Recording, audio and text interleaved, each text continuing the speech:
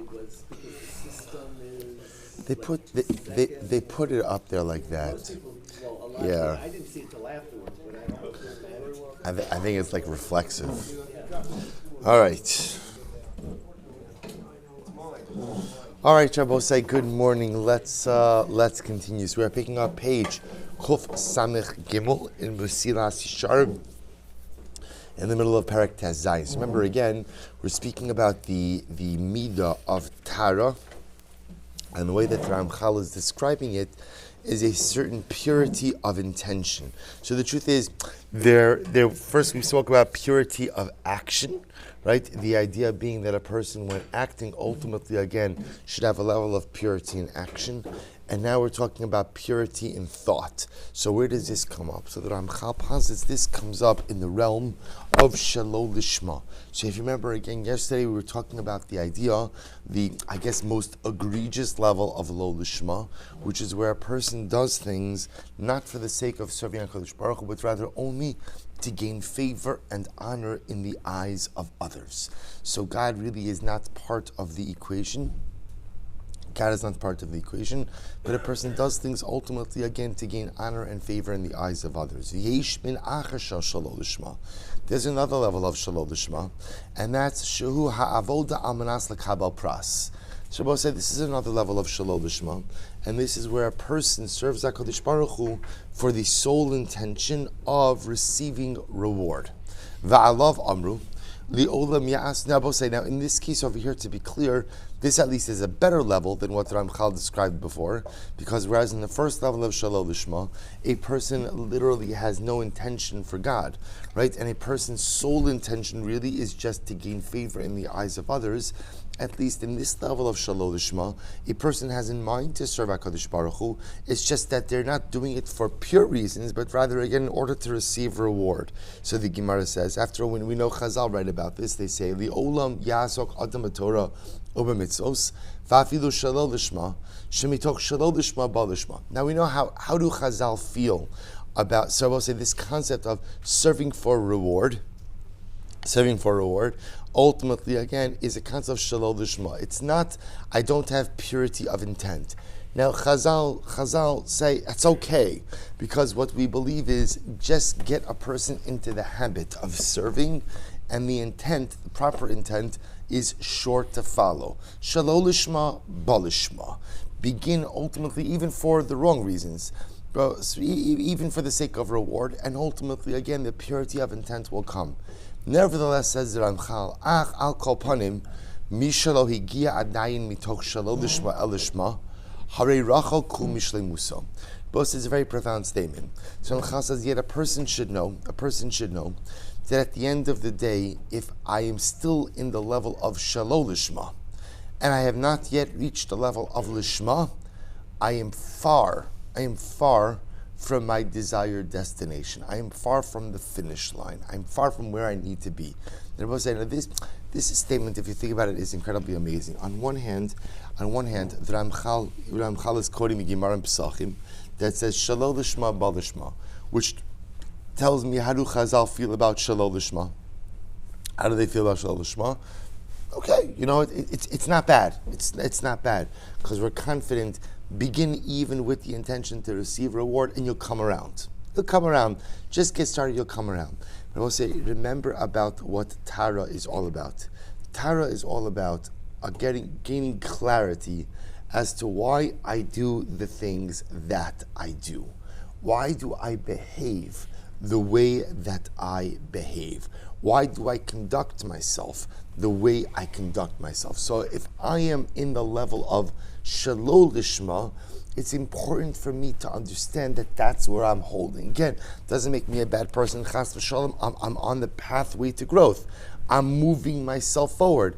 But Lamaisa, Tara is all about, when we say purity of intention or purity of action, the first step is self-awareness, right? Why do I do the things that I do? Why do I act the way that I act? So it's important for me, if I'm on the level of Shalol Lishma, to be able to say, you know what?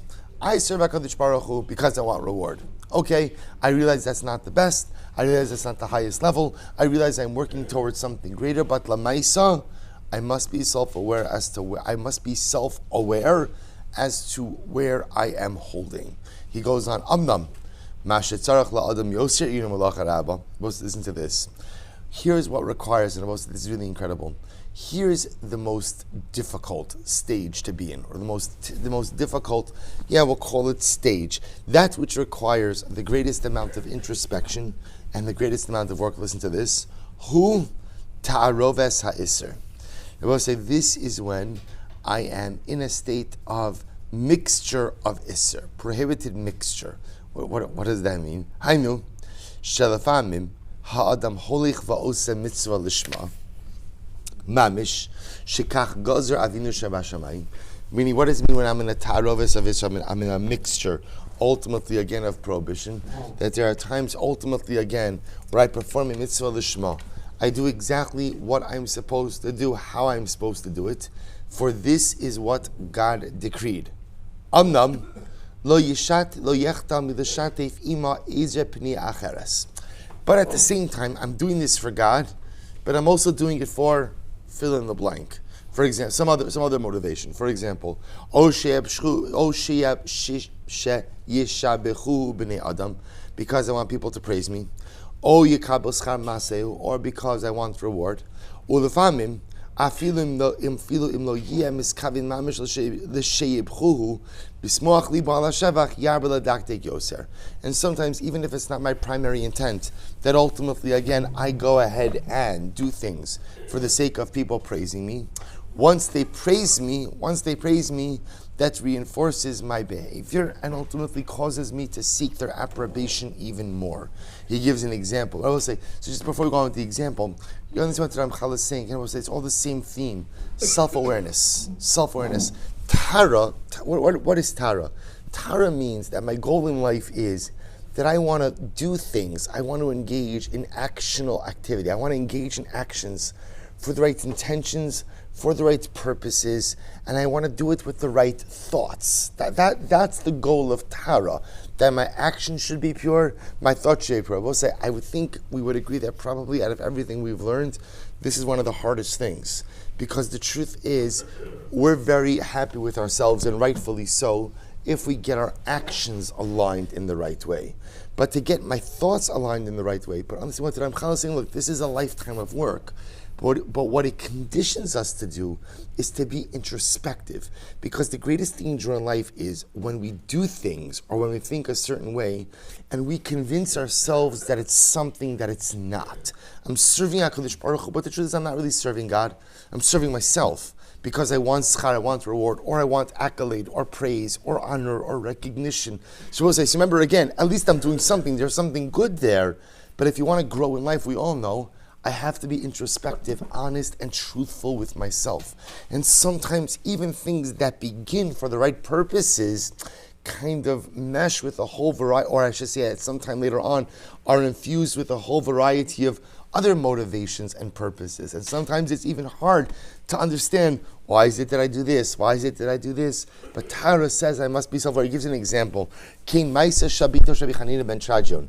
We'll say the Gemara tells a story of the daughter of Rabbi Chanina ben Chajon. Let's remember again, Rabbi Chanina ben Chajon was one of the Asara Harugi Malchus, one of the 10 martyrs. So the Gemara says, what happened to her? Shahaisa posas psios yafos. She used to walk in a very beautiful way. She apparently was a very beautiful girl, very beautiful young lady. And she used to, apparently her walking was very beautiful as well. Now, interestingly enough, her walking, right, her walking was tsanua. She walked in a modest fashion. But what happened? But then when she heard Roman officials commenting and saying, Kamanaos psiosa sharivazu, how nicely this young lady walks. Miad diktika yoser. She took extra care in how she walked, in how she stepped. Hariat Tosefes hazeh nolad me'koach shashevach sheshibchu. So we'll say, so what happened? This extra energy that she infused into how she walked, ultimately, again, it was a result of the praise that she received. Va'amnam afa pi she'isr kazeh batal b'mi'uto. And we'll say, what's the halacha with isr? Right, Isser is batal barov. right? If you have a majority of a permitted mixture and a little bit of Isser gets mixed in, generally Isser is Bata. And that's true.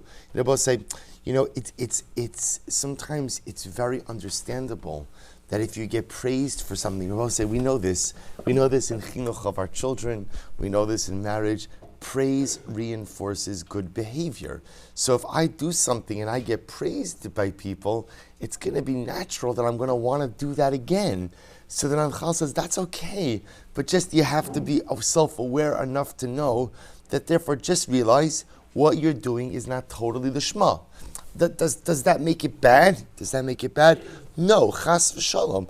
Just understand that there is an element of what I'm doing that is being done in order to carry favor with others. That's all he's describing over here, is a level of self-awareness. Understand why I do what I do. And just understand that sometimes the things that I think I do lishma are not really lishma. Again, that doesn't make them bad, and it doesn't make me bad. It makes me human. I would venture to say that most of the things we do in life are a result of a composite of different influences and experiences. And the Niddah of Tara just says, just be self-aware enough to know why you do the things that you do. All right, so we'll stop over here. We'll pick up in Meretz Hashem on Kuf Samach Daled tomorrow.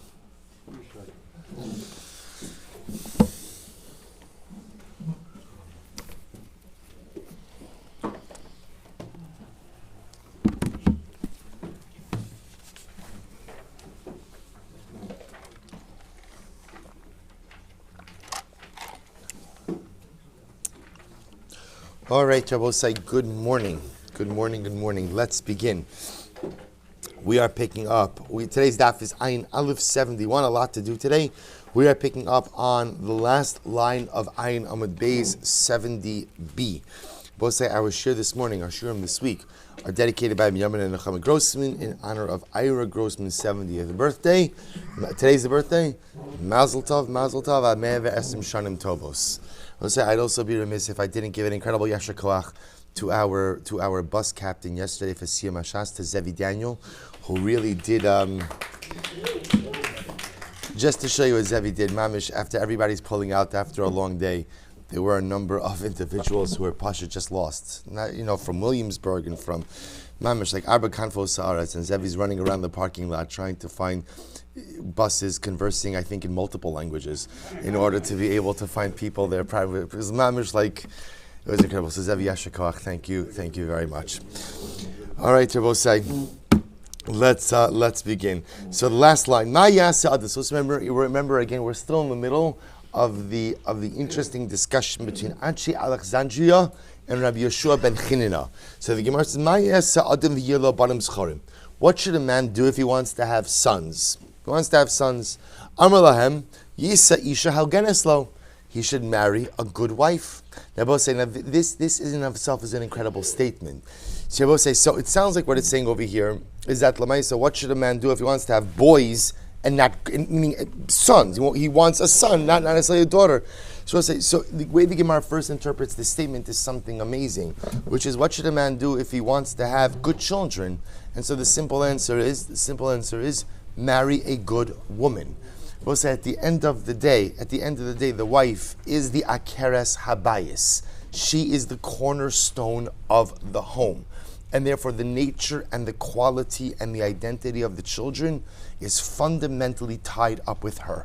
A father could do many things, and a father must do many things, and a man must be incredibly active in the creation of his household, in the creation of the milieu and the atmosphere in the home. And of course, a father must invest incredible amounts of time in his children. But at the end of the day, the true nature and identity of the children is mamish rooted in the mother. Next, Ayin Aleph Amud Aleph. And a person ultimately, again, Rashi says, a person should sanctify himself during relations, l'shamish b'tznius. That a person ultimately, again, should be tzanua, should be modest even during the act of relations. I said to Rabbi Shimon Chinina, there are many people who did this, right, and yet it didn't work. In other words, who married good women, and ultimately again were tsanua during Tashmish, and they didn't necessarily have sons. Again, you see these conversations follow very similar thing. Rabbi Shimon Chinina says, ultimately, what you have to ask for rachamim from he to whom all sons belong.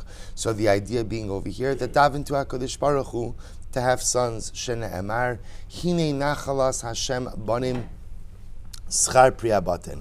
So the Gemara quotes the pasuk from Tehillim. That what does it mean? My kamash. So this is Nachalas Hashem. The portion of God is sons, is children. So if you want children, you have to have them to HaKadosh Baruch Hu. So my kamash malan. So we'll say, what is the Gemara coming to teach us? Meaning, if at the end of the day, it's really dependent on prayer. So why do I need all of these other things? To which the Gemara says, the ha below ha lo sagi. That ultimately, again, to teach me that one without the other is not enough. So as I said, the idea being that ultimately one has to daven to HaKadosh Baruch Hu for children, but at the same time one also has to put in their own effort of, number one, marrying the right kind of person. Number two, infusing tznius even into their intimate lives. And ultimately, again, one without the other is not enough. So we'll say, again, you begin to see more and more that Rabbi Shimon Chinina answering the Anshe Alexandria, that so much of success in life is about these synergistic partnerships between man and God.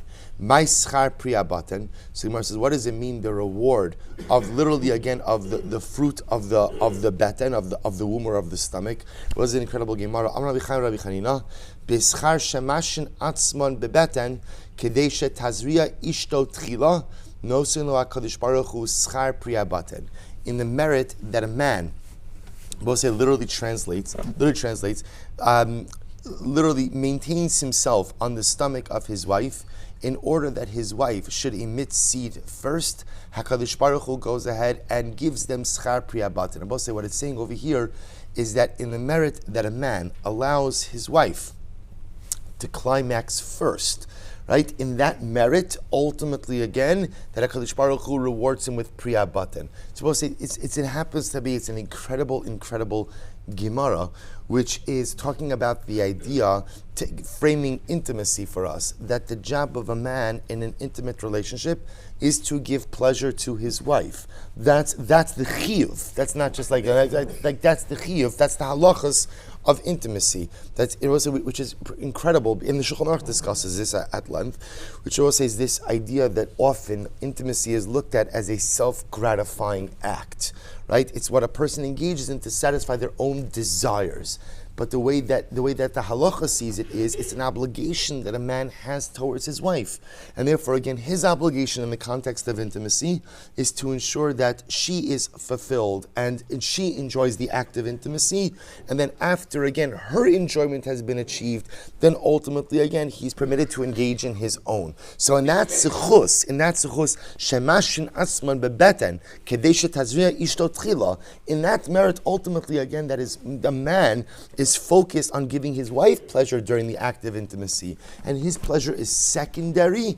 In that merit, ultimately, again, they are given pre-beten. Beautiful. So we'll say that is the end. That is the end of the Rabbi Shimon Chinina Anshe Alexandria exchange. Next, Beis Shammai. So also remember again, Beis Shammai in the Mishnah said something quite interesting. Beis Shammai said that when women die, all women who die are considered to be in a state of nidus. In a state of nidus. So the Gemara says, what does that mean? My tamel de Beis Shammai. What's Beis Shammai's logic? Inema mishum dechseva tischalchal hamalka. So I'll say, if you want to say, it's actually interesting. We're bringing a raya over here from Esther, from Megillas Esther. So the pasuk says that ultimately, again, when Esther hears about the decree of Haman, so the pasuk is vatischalchal hamalka ma'od, which I will say literally mean the queen became very frightened. For Amarav, what does that mean? The Gemara Maseches Megillah says, Melame chepirsa nida. The Gemara says what it tells us what happened is that Esther Malka became a nida. So I will say what that seems to indicate is that fear causes a woman to bleed. causes nidus. So the Gemara says, hachanami. So what does that have to do with death? Hachanami agav bi'isusa de malka de mosa chazya. They both say now there's a concept that the Gemara brings down that apparently right before a person dies, they see the malach hamavis. They see the malach hamavis. So we'll say, so it could very well be that what? That maybe over, just like Esther Malka ultimately again became a niddah when she became frightened. So perhaps again, the moment that a woman sees the malach hamavis before she dies, she becomes frightened as well. And that's why she becomes a niddah. She emits blood. So the Gemara says, but 1 second. So the Gemara says, Agav b'isusa de malka. I'm sorry. Agav b'isusa de malka de mosa chazya. Is that true? V'ha'anan tanan. But we learned. So we'll say. So now what the Gemara is suggesting over here is as follows.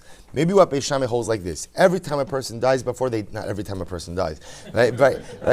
Before a person dies. So the Gemara says they see the malach hamavis. So maybe what Beis Shammai is saying is that fear that is engendered by seeing the malach hamavis causes her to bleed. That's why, and where do we see a raya from that? Where do we see that fear sparks nidus? That's Esther Hamalka, right? Vatischalchal Hamalka. So maybe that's why Beis Shammai says every time when a woman dies, ultimately, again, she is presumed to be in a state of nidus. So the Gemara says, but 1 second. Va'anan tanan, we learned something a little bit different. Va'anan tanan, shecharada misalekes es hadameh. Yet we'll say we learned elsewhere that what? Fear removes blood. So we'll say, so remember again, we've spoken about this before, that let's say again, if a woman is in hiding and she misses her veses and she didn't do a bedika, we could assume that Lamaisa she didn't bleed because fear quote unquote, removes blood. So which one is it? Does fear spark menstrual bleeding, or does fear ultimately again withhold menstrual bleeding? To which the Gemara says, "Halo Kashya." The Gemara says it's not a contradiction. Pach dot samis bi'isusa merafia. So this is actually quite interesting. The Gemara says different types of fear. Different types of fear create different realities. If you look at Rashi, Pach dot samis daigos yira kihacha mipnei pachad karkum v'giya shazvesta v'lobatka tahora shacharada misalekes hasadam. So both say, essentially what the Gemara is saying is like this, what we'll call sustained fear. Right? Sustained fear. A woman is in hiding, is the Gemara's example. Sustained fear is misalekes hasadamim, removes blood. Masha'inkin bi'isusa. Bi'isusa means sudden fear. Sudden fear. Or maybe the better word is like this: anticipated fear versus sudden fear, right? So anticipated fear, a woman knows a threat is coming, she's scared of the threat. That type of anticipated, sustained fear is misalikdam, takes away blood. Sudden fear, sudden fright, ultimately again can cause spontaneous bleeding. Look at Rashi, bi'isusa, havhalas pitom, right? Literally again, instantaneous fear, instantaneous, unanticipated fear. Sha'adam roa o shamaya nifhal mirafia. So we'll say it's actually so really quite interesting that anticipated prolonged fear, right? Anticipated prolonged fear ultimately has the impact of removing blood, but unanticipated sudden fear has the effect of sparking spontaneous bleeding. So we'll say, so therefore again, so that's the distinction over here. That's Esther Malka, when she hears the news, that sparks, that was unanticipated, of course, that's sudden, sparks that bleeding. Yet other cases, again, where she's in hiding from some anticipated prolonged fear, ultimately, again, that removes bleeding. Ella hadisnan. So we'll say, so what it sounds like we're saying over here is like this, that Beis Shammai holds that pretty much every woman, the moment before she dies, becomes a niddah, right? Why does she become a niddah? Because there is the sudden fear upon seeing the malach hamavis. And that sudden fear, like an Esther Hamalka-like fear, ultimately causes her to become a niddah. So the Gemara says, Ela hadisnan, but yet we learned elsewhere. Beis Shammai omrim kol anashim mesin zavin, ubeis Hillel omrim ein zav ela misha meis zav. But say, here's the problem.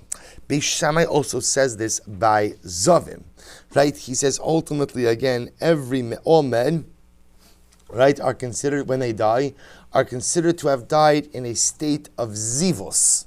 In a state of zivos. Beis Hillel says, what are you talking about? The only person who's considered to have died in a state of zivos is who? is a zav.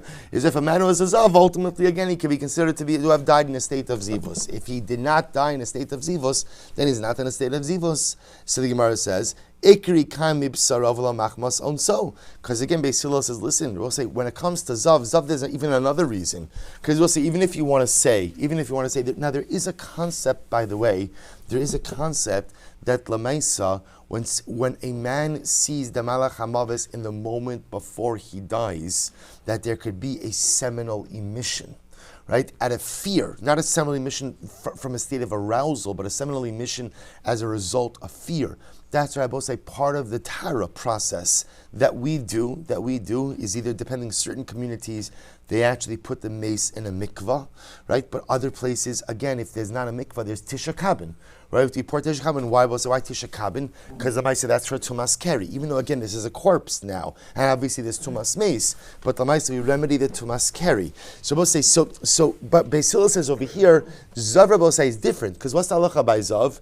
Zav, if the zivus emission is a result of some type of external stimulus, that's actually not zav. That person is not treated like a zav. Zav, by definition, is only something that occurs as a result of something internal. But if a person had a zivus type emission as a result of some type of external influence, then lamaisa, that's not called zivus. So we'll say, so Beis Hillel says, so Beis Shammai says, every person before they die is treated like a zav. Beis Hillel says that's not true. If you died a zav, then you're a zav, right? But if you didn't die a zav, you're not a zav. And if you want to say that it's the malach hamavas who sparks some type of zivus emission, that wouldn't make you into a zav anyway, because lamaisa, again, that's an external stimulus. To which the Gemara says, so what is Beis Shammai's pshat? So we're trying to figure out, so why does Beis Shammai say that every woman who dies is presumed to have died in a state of nidos? Both says it's actually incredible. El time of the Beis Shammai kedisanya. Rather, Beis Shammai's logic is as follows. Both say, listen to this incredible Gemara. Barishona, hayu makbilin kelim al gabe nidos mesos. So both say, it used to be that when a woman died, and she died in a state of nidos, so ultimately, again, they would be tovel, they would immerse all of the utensils that were with her at the time that she died. Look at Rashi for just a moment. El Tamayat de Beis Shammai, midrabanan mishum kavod zavin hiskinu sheit matbilin kelim shel samach lemisa, afa pishelo nagu bahem la'achar misa. So we'll say, what they used to do was like this. If a woman died in a state of nidos, and there were kelim around her, so we're not to masmeis right now. Right, there were kelim around her. Even if she didn't use them before she died, they would be tovel them after she died anyway because of potential contact with a niddah. Okay, v'hayu nidos chayos misbaishos, and the nidos when they were alive, I should say the living nidos, were embarrassed. Why were they embarrassed? Look at Rashi. Shafilu b'misasan hey mishunin mikol adam. Nabo said it's actually quite interesting because the nidos felt even when we're dead, we're still differentiated, right? We're still different than everyone else. So you have to understand something. In the days of Tum and Tara, a woman who was a niddah was often actively identifiable, right? Because Lamaise, again, there are so many different ramifications. So obviously you can imagine it's not the most comfortable thing for a woman. So here the women were saying that it's not enough that when we're alive we have this status, but now even this status follows us into death. Similarly, again, hiskinu shematbilin al gabe kol anoshim ibnei kvodon shel nidos. So we'll say it's actually quite interesting. So Shammai instituted that, you know what we're just going to do is we're going to immerse all of the utensils of any woman who dies. Let's both say that we're not going to start being mechalik. That whether a woman died as a niddah, didn't die as a niddah, we're not going to start saying you were a niddah, you weren't a niddah. Rather, we'll just make one standard for everyone. Similarly, Barishona, Hayumat Bilan al Gabe Zovin Mason. Both say similarly, same thing, that they used to go ahead and immerse the utensils of a person who died in a state of zivus, out of concern that maybe he had contact with the utensils. And again, the Zovin were the Vahayu Zovin Chayin Misbaishin, and the living Zovin ultimately again were very embarrassed. Therefore, both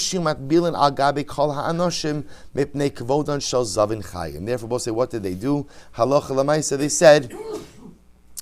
they said you should immerse all the utensils of a person, therefore not to differentiate between those who died in a state of zivus and those who did not. So take a look at Rashi once more. Let's read it now. You'll appreciate it. Midrabanan. So we'll say Beis Shammai's logic is a rabbinic enactment. To say that halacha l'maisa, essentially, we just treat all women the same. That l'maisa, again, we assume that all women are in a state of nidus when they die, and therefore just treat everyone the same.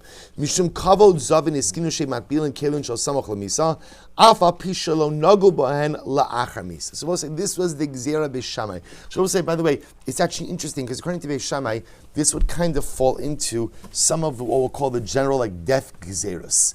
Right, the most remember again, like we saw in the Gemara Maseches Moed Katan, that it used to be that pretty much funerals were in accordance with your station in life. Right, rich people would go ahead and make very elaborate, right, tachrichim and very elaborate levayas, and poor. There was like funeral shaming. Right, the poor people were very embarrassed that they could not come up with the same. So what would the poor people do?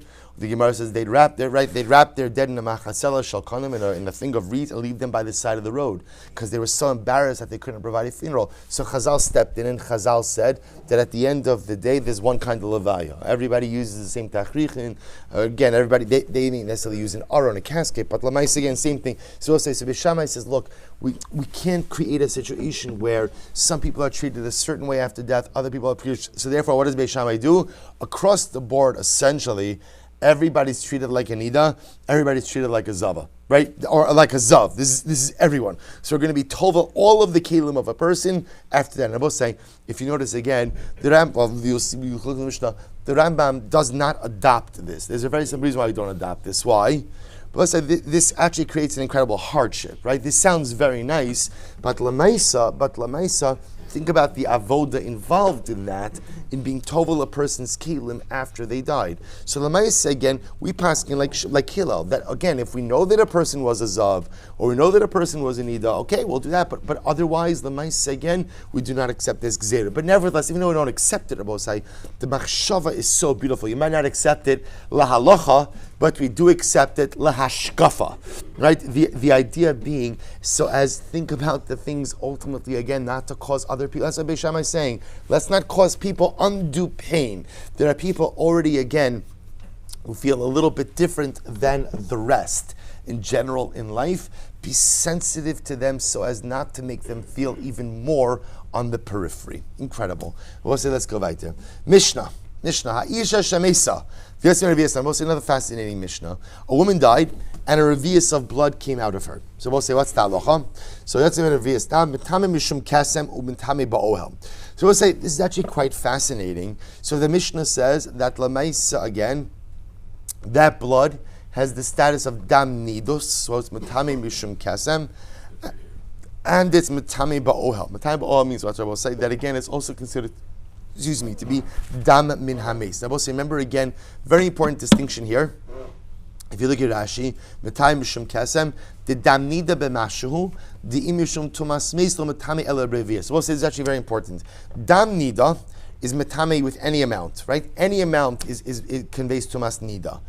Dam Min Hameis, right? Corpse blood is only problematic if it is a revius or more. So in this case over here, this woman is having an emission of a revius of dam after she died.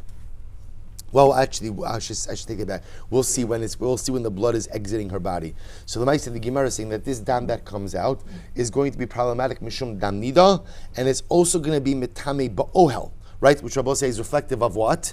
Of a status of being tumas meis, right? Only tumas meis conveys tumas oel. Well, not only, but tumas meis conveys tumas oel. So the Gemara goes right. Rabbi Huda says no. Elo metame mishum kasem mipnei sheneka mishum mesa. Rabbi Huda says no. This dam cannot be tame tumas meis tumas niddah. Why? Because we'll say, when is it exiting her body? After she died. After she died, niddah is only a state of a living woman. So therefore, the dam that comes out of her after she died can't be dam niddah. That's dam min hameis. Both said the nafkamina being that it's only going to be problematic if what? If you have a revius of it, right? It's only a revius of dam from a mace that's problematic, or a revius of dam niddah, even less than dam niddah. But Rabbi Huda says that's not called dam niddah, that's called dam min hameis. Because it was uprooted literally from the body after she died. Umod Rabbi Huda, but Rabbi Huda does agree in the following following case. Biyosheves al mashber umesa. And if a woman is, mashber say literally is the birthing stool, right? The woman is in labor, she's giving birth, and she dies in childbirth. The yatsa mimena revius dam, and blood comes out of her during childbirth. Shehi mitame mishum kasem. Then Rabbi say in that case she will convey tumas kesem. Rabbi say so in this case even Rabbi Yehuda will agree when the blood is coming out childbirth that she will be mitame mishum kesem. Rashi says shene'ekar mechayim, because that blood we assume became dislodged from the uterus while she was still alive. Rabbi Yossi said, well, if that's the case, lefichach inu mitame ba'ohel. So Rabbi Yossi says, just so we're clear, it's always an either or. If you're mitame mishum kesem, then what? You're not mitame mishum ohel. Why not, Rabbi Yossi? Time mishum kesem is what type of dam? Niddah. If it's niddah, it's coming from a living person, right? Therefore, it can't be mitame tumas ohel. Tumas ohel is a function of, right, dam min hames. Dam min hames only comes from a mace. Good. Now that's your question. Good about this. Rabbi Yossi says, therefore, again, Rabbi Yehuda, if you are going to say that halacha lamaisa, the blood that comes from the woman who's in labor, ultimately, again, it's going to be tam mishum kesem, then lamaisa, again, it can't be tamei mishum ohel. Good. Says the Gemara, michlad the Tanakama savar, afagav the ne'ekar dam mishamesa, metai mishum kesem. So we'll say, so now listen to this. Listen to this. So we'll say, so now what the Gemara is reflecting on is the following situation. So we'll say, so the fact that Rabbi Yehuda comes along, right? Remember again, case number 1, where a woman dies, the revius of dam comes out of her. So the Mishnah said that she is mitame mishum kasem and ba'ohel. Rabbi Yehuda says, ultimately again, eino ala mishum kasem. Shabbos say, now what's interesting is as follows. Rabbi Yehuda says the only reason that it's tamei mishum kasem Rabbi Yehuda says that the reason it is not tamei mishum kasem and only mishum oil is because ultimately again it was dislodged after she died, which tells us that the Tanakama who holds in the first case that it is tamei mishum kasem holds that even blood that is dislodged from the uterus after she dies still has the status of dam niddah. To which the Gemara says, yes, I'll tell you why. Amar Ziri Mekar Mekomo Tame Ika Beinayu. Rabbi will say, what is at the fundamental root of this dispute between the Tanakam and Rabbi Yehuda about the nature of the uterus? Mekar Mekomo Tame. Do we automatically say that any uterine blood has the status of niddah blood, whether again I will say it's coming from a normal menstrual cycle or whether it's coming while she's alive or she's dead? That seems to be the machlokes ultimately Rabbi Yehuda and Tanakama. Rabbi Yehuda says the only time that uterine blood is problematic, I should say problematic as dam niddah, is when she's alive. The Tanakama apparently holds that's not true, even if she's dead. But we know for sure that is uterine blood. Mekar mekomo tame. The uterus itself is tame, and therefore any blood that comes out of the uterus ultimately again will be problematic al niddah. Look at Rashi for just a moment. Tanakama mekar mekomo tame. Hilchach afagav shene'ekar la'achar misa metame benidos mipnei shahaya b'mekar mechayim ve'afagav de la'achar misa lavra. So we'll say this is really quite amazing. So the Gemara now is suggesting. We'll say, so remember again, this is case number 1 in the Mishnah. This is a woman who died, and afterwards has a uterine emission. So there's now dam. Let's call it, there's a revius of dam that exited her body. So now we're trying to figure out what is the status of that dam. So we'll say, let's work backwards. Rabbi Yehuda says that's dam in ames. That's dam in ames. It's blood that came out of a dead body, out of a corpse. That's dam in ames. No niddah attached to that blood. If there's a revius of it, it will convey tumas ohel. Tanakama says no. That blood actually has a dual identity. That dam will be tamei, yes, because of dam in ames, because it did exit from a corpse.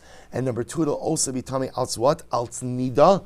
Why? Because mekar mekomo tamei.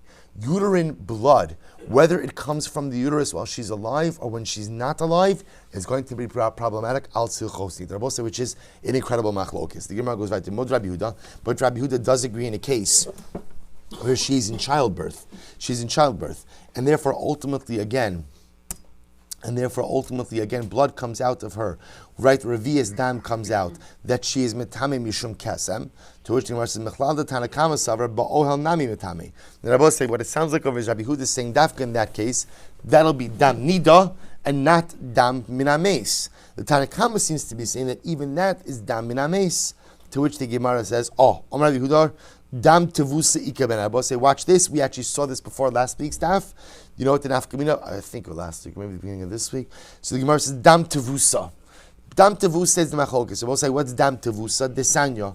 Ezu dam tevusa. What's dam tevusa? Perish Rabbi Yehuda. Haruk shiatze imenu dam. Bein bechayev, bein bemoso.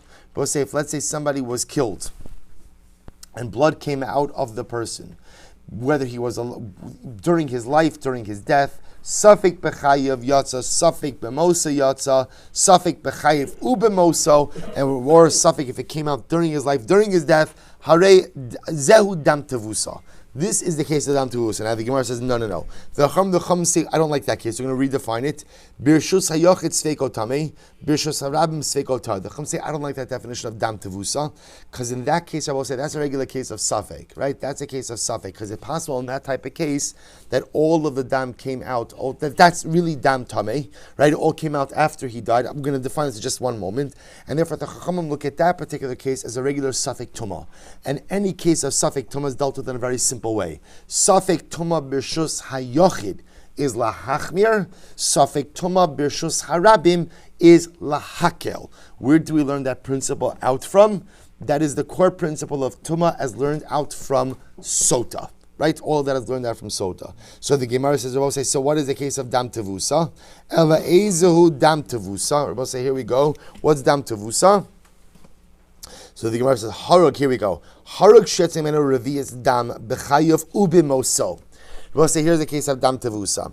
Right? A revius of dam came out of a person, and it began, the flow of dam began as he was alive and continued into his death. So we'll say, let's say someone suffers, chas v'shalom, a mortal injury, and he begins to bleed out while he's alive, and the bleeding continues into his death. Va'adayin lo pasik. And even now in his death, he's still bleeding. So we'll say, see now remember, what's happening over here, we'll say, what's called dam min hames? What type of dam is dam min hames? So we'll say, only if what?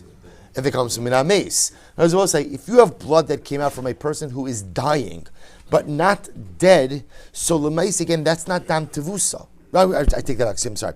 That's not dam min hames. That's not the type of dam that will convey tumah b'revius. So let's listen to this fascinating case. Someone is mortally injured. They're bleeding out. Here's what I know. At the end of the day, a revius of dam came out. What don't I know? When did it come out? In other words, is that a revius from when he was alive and dying? What is a revius ultimately again from when he was? Let's look into this. So haruk shiatzahem and a revius dam b'chayev ubemoso. The revius of dam is coming out when he's alive and when he's dying. Va'adayin lo pasak, and ultimately he's still bleeding. Safek rubo b'chayev umiuto b'moso. There's a safek. Did the majority of the revius come out when he was alive and only a miut when he was dead? In which case, this blood will not convey tumah. Safek miuto b'chayev rubo b'moso, or a safek that maybe only a little bit of it come out while he was alive, but the majority of it came out when he was dead. Zehu dam tevusa. This, Rabbi say, ultimately, again, is the case of dam tevusa. Rabbi Huda, Rabbi say, listen to this. So the Gemara wants to suggest that this dam tevusa is at the root of the machlokus between Rabbi Huda and the Tanna Kama. So Rabbi say, listen to this. So essentially, here's what you have. In the Mishnah's case, you have a woman who's in labor, and she's bleeding. She dies in labor. So now, what's the issue?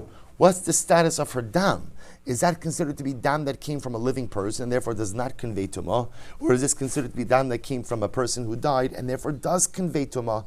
The Gemara suggests that halacha l'maisa, this is the machlokes Rabbi Huda and the Rabbanan. So Rabbi Huda holds dam tevusa is going to be treated not like dam ames. It's going to be treated like regular dam, right? And halacha l'maisa again, it's going to be mitame als niddah, but not als dam min hames. I'm sorry, that's Rabbi Huda. Tanna Kama will hold that what? Dam tevusa is going to be treated both like dam min achai as well as dam min hames. Pretty incredible. Rabbi Huda says, Haruk shetzim and revius dam. We'll say another interesting case. So another application of this. If let's say somebody who was dying is in a bed, and what happens? Yatzim and revius dam, vayamuta v'mita. So a revius of dam comes out of him. We'll say he's lying in bed. Now watch this. V'damo mitaftef leguma. Blood is dripping down from his bed into a guma. Yeah, a depression. Good. A depression in the ground. In other words, so it's pooling in the ground right below him. So what's that halacha? Mitame. Rabbi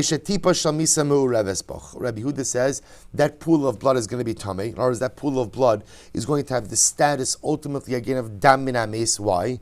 Because we assume that ultimately again there's death blood that is in there. Therefore, it has status of dam min hames. But this is incredible. The Chum say no, it's tahar.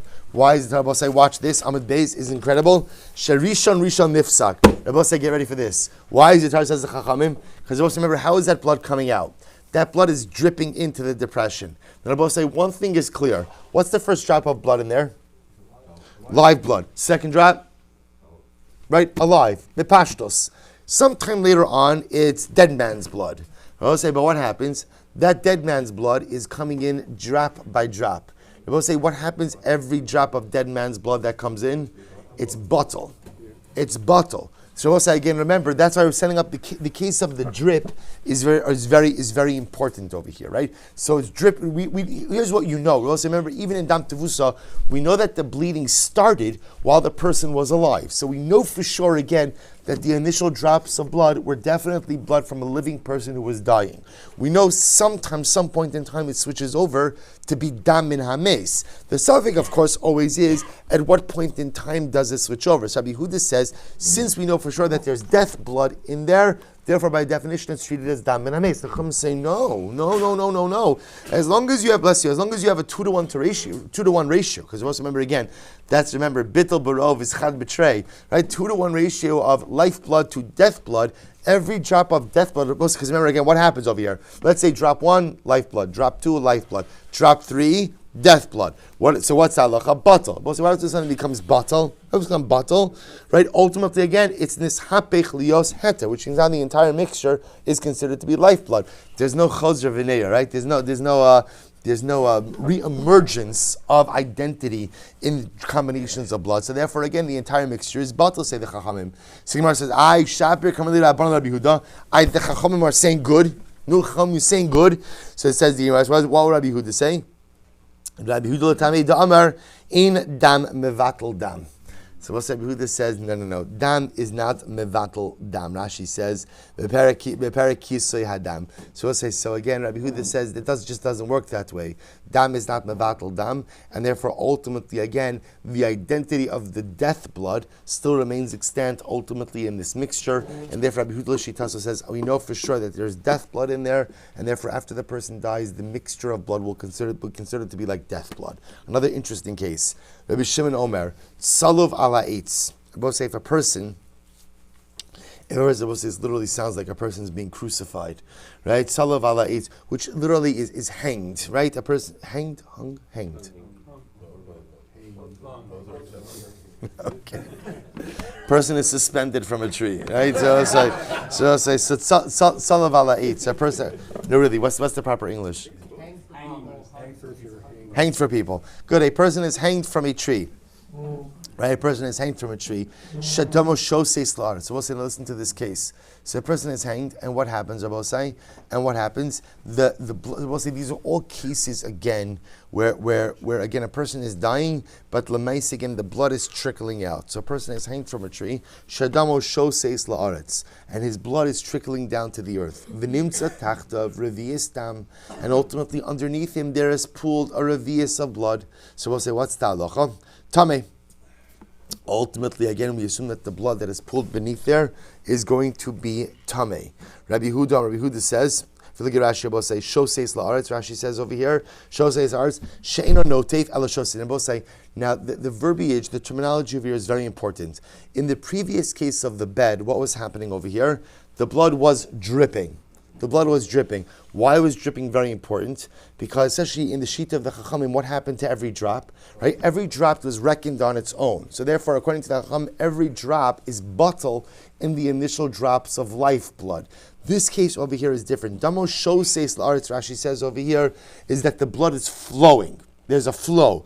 Eino noteif el shoses ve'eino nifsak hilchach lo mevata lehu de la'achar misa shehu harbe aval noteif rishon batal va'afilo tipo shel la'achar misa meru betel shavar. So watch this. So says the Gemara, v'nimtza taktar v'yez dam tamei. So we'll say, so for the first opinion, we'll say like this: because this is a flow. There is a flow of blood.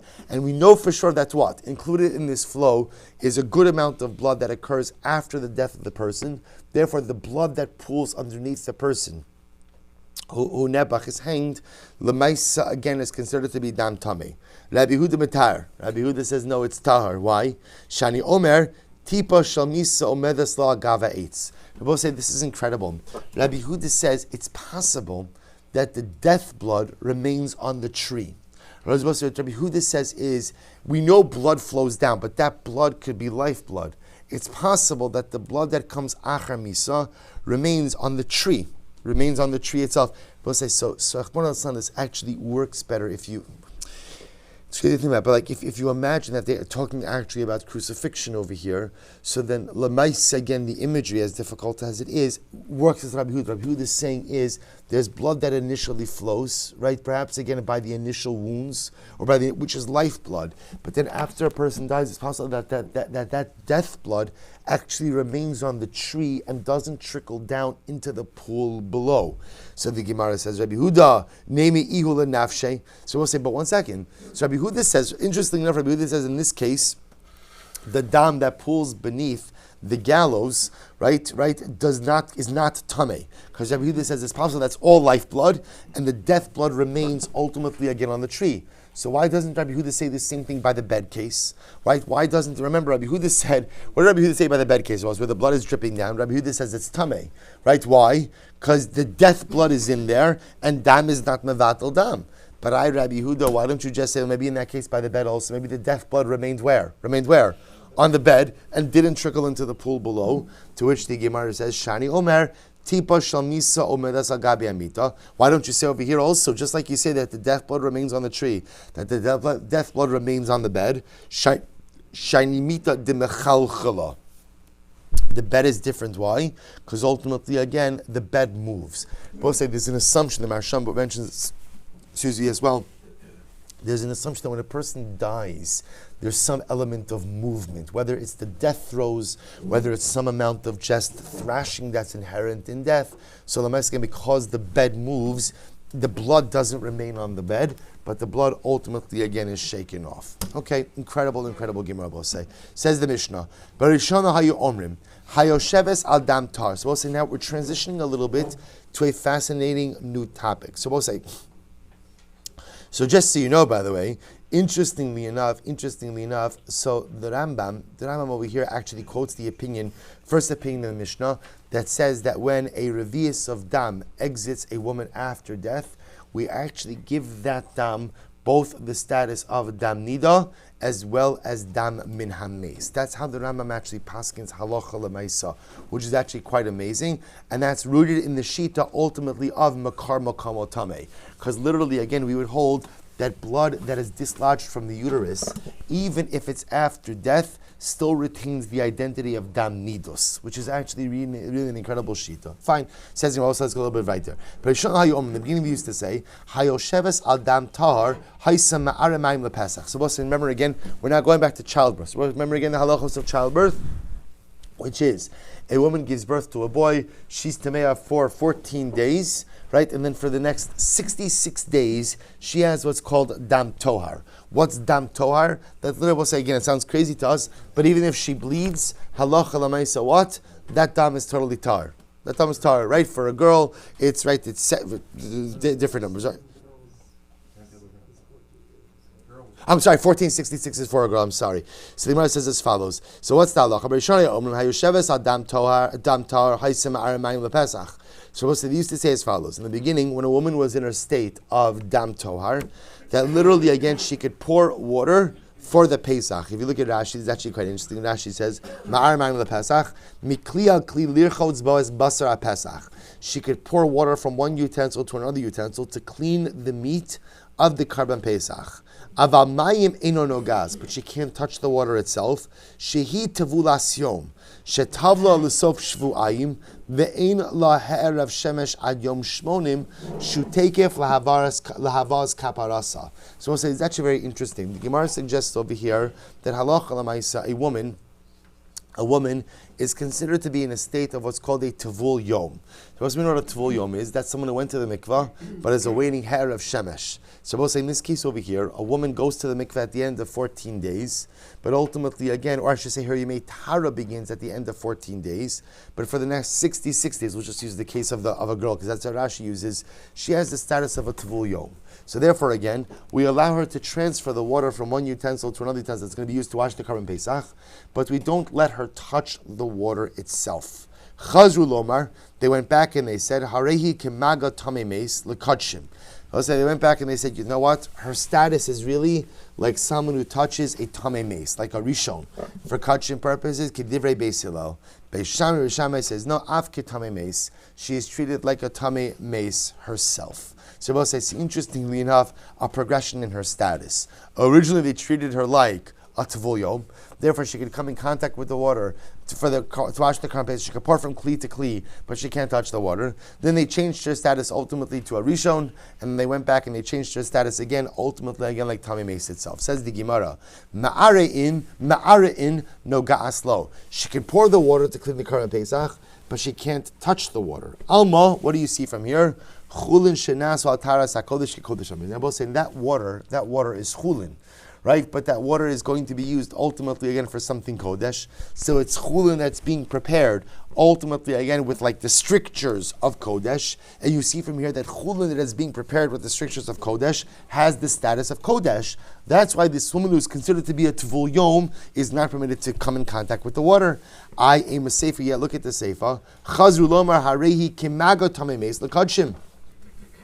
Also look at the Sefer of the Mishnah. They went back and they said that she is like someone who touches the tamei mace for kachim purposes. What do you see from here? Lekachim and lechulin lo. They dafka gave her that status for kachim, but not for chulin. Alma chulin shnasal taras hakodesh lafki kodesh damu. What do you see from here? That chulin prepared with the strictures of kodesh are not like kodesh.